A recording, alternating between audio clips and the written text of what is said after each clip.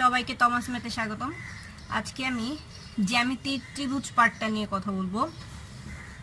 প্রথমে আমি একটি ছক দেখতে পাচ্ছি। ত্রিভুজ আসলে কোণ ভেদে এবং বাহু ভেদে দুই ভাগে বিভক্ত। কোণ ভেদে যে ত্রিভুজ আছে সেগুলোকে আমরা প্রথমটাকে বলি সূক্ষ্মকোণী, দেন আছে স্থূলকোণী এবং সমকোণী।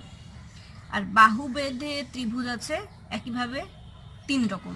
একটা হচ্ছে সমবাহু। দেখুন আমি একটা ফিগার দিয়েছি, তার মানে যে ত্রিভুজের তিনটা বাহুই সমান সেটা হচ্ছে সমবাহু। সমদ্বিবাহু ত্রিভুজ, যে ত্রিভুজের দুটো বাহু সমান সেটা হচ্ছে সমদ্বিবাহু। আর বিষমবাহু, যে ত্রিভুজের একটা বাহুও সমান না। তো এই যে ত্রিভুজের এতগুলো পার্ট আছে তার মধ্যে আমি আজকে সমবাহু ত্রিভুজ নিয়ে অঙ্ক করব। তো শুরু করি। দেখুন এটা হচ্ছে একটা সমবাহু ত্রিভুজ যার তিনটা বাহু হচ্ছে সমান। আর যে কনসেপ্টগুলো আমাদের এখান থেকে মনে রাখতে হবে সেটা হচ্ছে সমবাহু ত্রিভুজের যে তিনটা কোণ আছে, তিনটা কোণ সমান এবং তিনটা কোণের পরিমাণই সবসময় হয় হচ্ছে কত, 60 ডিগ্রি। আর যদি আমরা মাঝ বরাবর একটা লাইন টানি সেটাকে বলা হবে সমবাহু ত্রিভুজের উচ্চতা। তাহলে এই ত্রিভুজের অঙ্ক করার জন্য আমাদের যে কটা সূত্র মনে রাখতে হবে সেটা হচ্ছে, এই যে উচ্চতা দেখলাম আমরা এইচ, উচ্চতা সমান সমান √3/2a। আর এই ত্রিভুজের ক্ষেত্রফল কত, √3/4a স্কয়ার। আর ত্রিভুজের পরিসীমা হচ্ছে 3a। তাহলে প্রথম অঙ্কতে চলে আসি। সমবাহু ত্রিভুজের এক বাহুর দৈর্ঘ্য 2 সেন্টিমিটার হলে এর উচ্চতা কত? এই অঙ্কটা কিন্তু আমাদের যে কম্বাইন্ড 5 ব্যাংক 2018 সালের এক্সাম হয়ে গেল সেখানে আসছে। তাহলে আমরা একটু আগে সূত্র দেখছি উচ্চতার, সেটা হচ্ছে √3/2 আর এক বাহু, এখানে এক বাহু দেওয়া আছে 2 সেন্টিমিটার। তাহলে 2 2 কাটা গিয়ে উচ্চতা হয়ে যাবে √3, উত্তর হয়ে যাবে অপশন খ। চলে যাচ্ছে পরের অঙ্কতে। দ্বিতীয় অঙ্কটা কি আছে, একটি সমবাহু ত্রিভুজের ক্ষেত্রফল 49√3 সেন্টিমিটার হলে উহার পরিসীমা কত? আমরা পরিসীমা দেখেছি 3a। তাহলে এখান থেকে আমাদের ফার্স্ট কাজ হচ্ছে a এর মানটা বের করা। তাহলে আমরা এই যে সমবাহু ত্রিভুজ ওটার পরিসীমা পেয়ে যাব। তো a এর মানটা পেতে গেলে এই অঙ্কে আমাদের একটা ক্লু দেওয়া আছে, সেটা হচ্ছে ত্রিভুজের ক্ষেত্রফল দেওয়া আছে 49√3 ক্ষেত্রফল দেওয়া আছে। সো ক্ষেত্রফলের সূত্র আমরা একটু আগে শিখেছি, √3/4a স্কয়ার। এখান থেকে আমরা এর মানটা পেয়ে যাব। দুই পাশ থেকে আমি √3 বাদ দিয়ে দিলাম। আর এভাবে আমি এটাকে লিখতে পারি a/4 a/2 তার উপর স্কয়ার। আর এই পাশে যেহেতু 49 আছে, 49কে 7-এর উপর স্কয়ার দিয়ে লেখা যায়। তাহলে দুই পাশ থেকে যদি আমি স্কয়ার বাদ দিয়ে দিই তাহলে a সমান কত থাকে, কোনাকুনি গুণ করলে 7 2 14। তাহলে এর মান আমরা পেয়ে গেলাম 14। এই মানটা এখানে যদি বসিয়ে দিই 3 গুণ 14, তার মানে কত, 3 14 42 সেন্টিমিটার হয়ে যাবে ত্রিভুজের পরিসীমা। উত্তর হয়ে যাবে অপশন খ।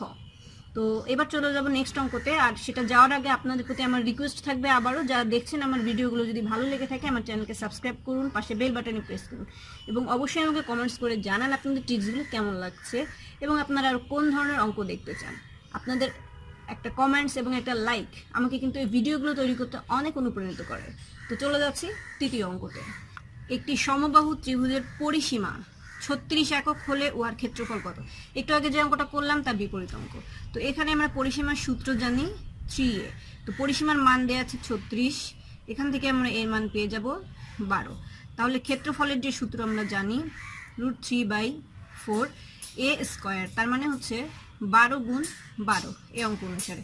এটা কাটলে থাকছে 3, তাহলে আমার উত্তর হয়ে যাচ্ছে 3 12 36 √3। উত্তর হয়ে যাবে অপশন ক। চলে যাব লাস্ট অঙ্কতে।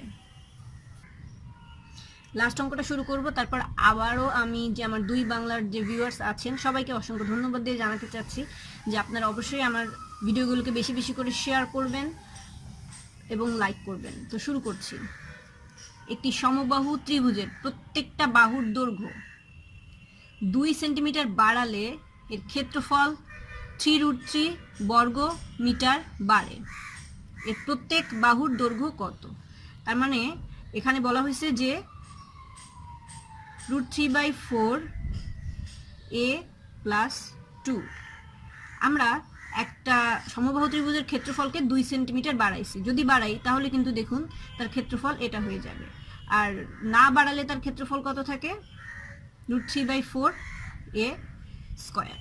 তো এই দুইটা জিনিসের পার্থক্য থেকে কিন্তু আমাদের আসবে যে এর ক্ষেত্রফল এত বর্গমিটার বাড়ে।